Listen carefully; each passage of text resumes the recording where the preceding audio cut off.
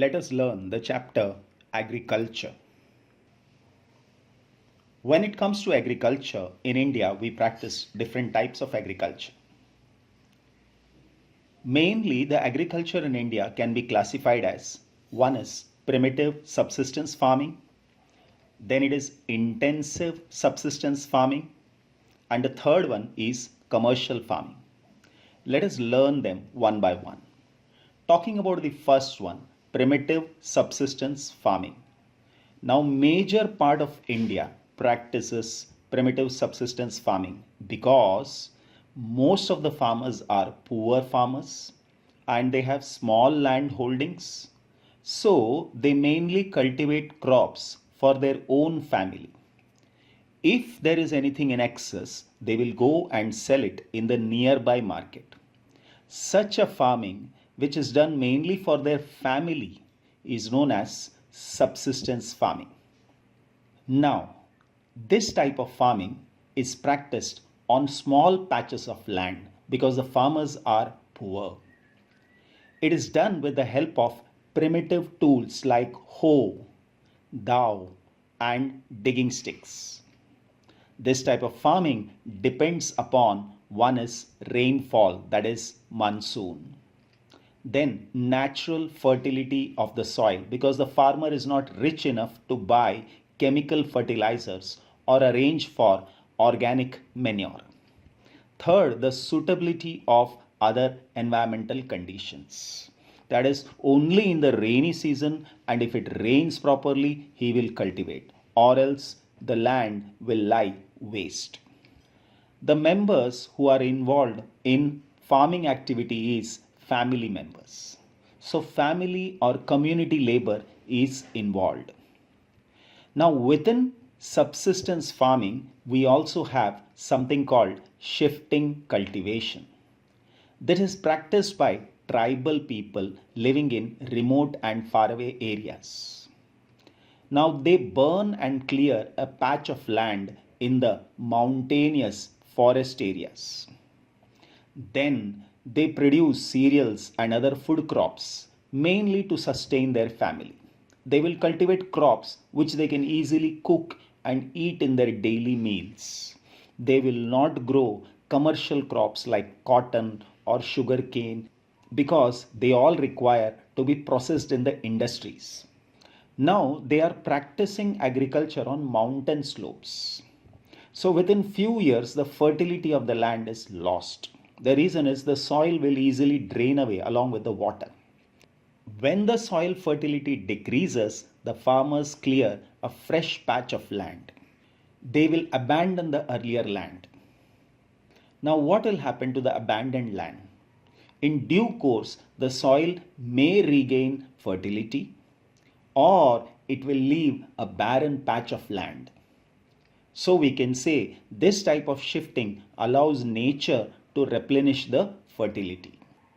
In this type of farming, the land productivity is low because the farmer does not use fertilizers or other modern inputs. And in different part of the country, it is known by different names. Like for example, when it comes to northeastern part of India, it is known as zooming cultivation. So zooming is a well-known name in Assam, Meghalaya, Nagaland and Mizoram. Then in Nagaland it is known as Pamalau. In Chhattisgarh it is known as Deepa in the Bastar district. Now we shall learn intensive subsistence farming. Intensive subsistence farming is practiced in those areas where the density of population is high and the land holdings are small. That is, the land available with a family is small lands. So there is high population pressure on the land. So we can conclude that the land holdings are small. This is due to the right of inheritance.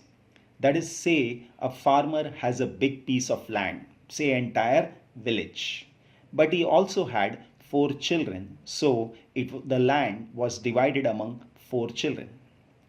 When these four children grew up, they also had four children each. So the same piece of land got divided into 16 parts.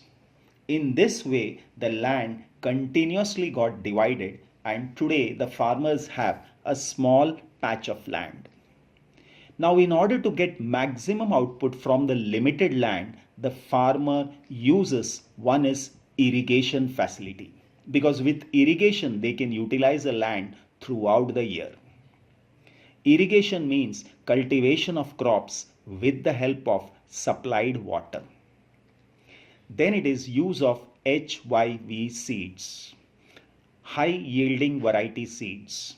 These seeds are developed with biotechnology and they are utilized only in those areas which have irrigation facility, that is assured supply of water. These seeds will take less time to grow and will give more amount of grains. Many a times they are also developed in such a way that they are pest resistant, that is they will not be attacked by pests. Then it is use of biochemical fertilizers and pesticides. Now you may say we have to add machines also, but here machines are not used because the land holdings are small and the population pressure is high. So it is labor intensive farming. So these are the features of intensive subsistence farming. It is practiced in areas where the density of population is high and the land available per family is small. Then comes commercial farming. Now the name itself tells that farming done in order to sell the products in the market will be called as commercial farming. In subsistence farming, the farmer was cultivating crops for his own family. But here the farmer is cultivating crops to sell it in the market. Now, the main characteristics of this type of farming is using higher doses of modern inputs in order to obtain higher productivity. Now again, the higher doses of modern inputs will be almost same as we have learnt in intensive farming, and that is first one, irrigation facility. But this will be with the help of modern machines on a bigger piece of land.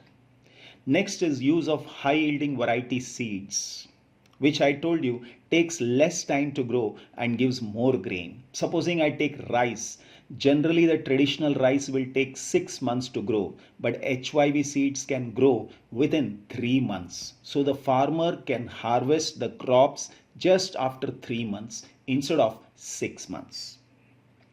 Next is use of chemical fertilizers. Then it is use of insecticides and pesticides. The degree of commercialization of agriculture varies in India from one region to another. Supposing I take Punjab and Haryana. We all know they are agriculturally rich states. So here most of the farmers will be cultivating crops in order to sell in the market. But if I take Odisha, here majority of the farmers are poor, the land holdings is small, and they will be growing maybe the same crop, say rice, and they are cultivating it for their own family. Next comes plantation farming. Now when it comes to plantation farming is cultivation of say tea, coffee, spices, rubber, even coconuts. They all come in the category of plantation farming.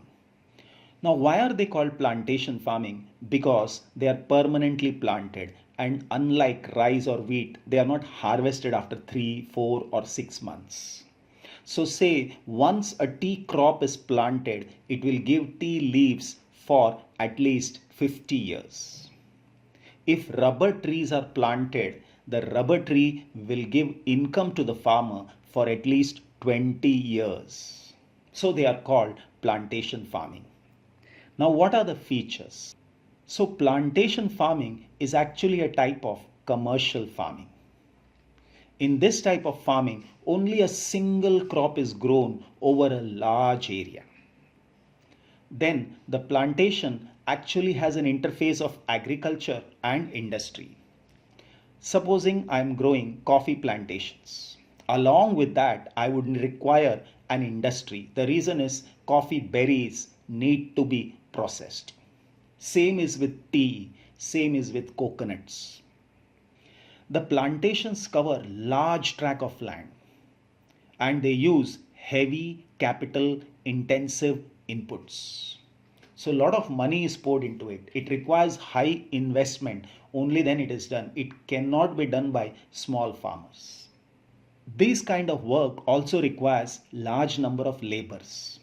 And these laborers are mostly migrant laborers. Supposing in Assam, there are people required for plucking the tea leaves. The laborers would be coming from Bihar, Uttar Pradesh, Chhattisgarh, and places like these.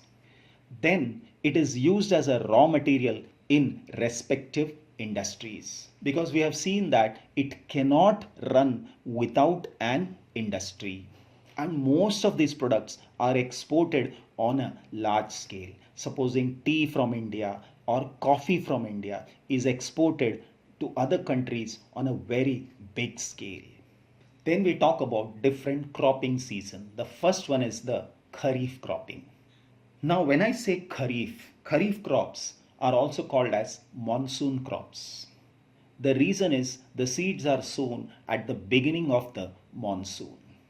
They are cultivated mainly between June and October. The examples of crops that are cultivated are one is rice, which is widely cultivated in India and that too at the beginning of the rainy season. The second important crop is jawar. Now these two are classic examples of Kharif crop. Apart from that, in our country, we cultivate a variety of crops such as maize, bajra, tur, moong, urad, cotton, jute, groundnut, and soya bean. So these are a few examples of Kharif crop. Now in India, when I say Kharif crop can also be called as summer crops. When it comes to South India cultivates crops like rice and even jawar throughout the year. The reason is they don't have anything called winter season. Winter season means it is a pleasant time. That's all. They really don't feel the winter. Winter is nicely experienced only in the northern part of India. That is why in the northern part of India, they cannot grow these crops in the winter season. Now we talk about Rabi crops. Rabi crops are winter crops. Rabi crops are sown in winter from October to December and harvested in summer from April to June. The classic example of a Rabi crop is winter crop and mustard. These are widely cultivated in northern part of India during winters. The other crops are barley, peas, and gram. Then we have Zaid crops. Now what are Zaid crops? In between the Rabi and Kharif, there are a few breaks. In these short durations, we can cultivate many other crops like we have the watermelon and muskmelon. So they will be put in the category of Zaid crops. The other examples are cucumber, vegetables, fodder crops. Okay, all these are cultivated when we are not cultivating Rabi or Kharif crops. So this is the end of part 1. In the second part, we shall learn in detail about the growth of all the major crops in India. Thank you.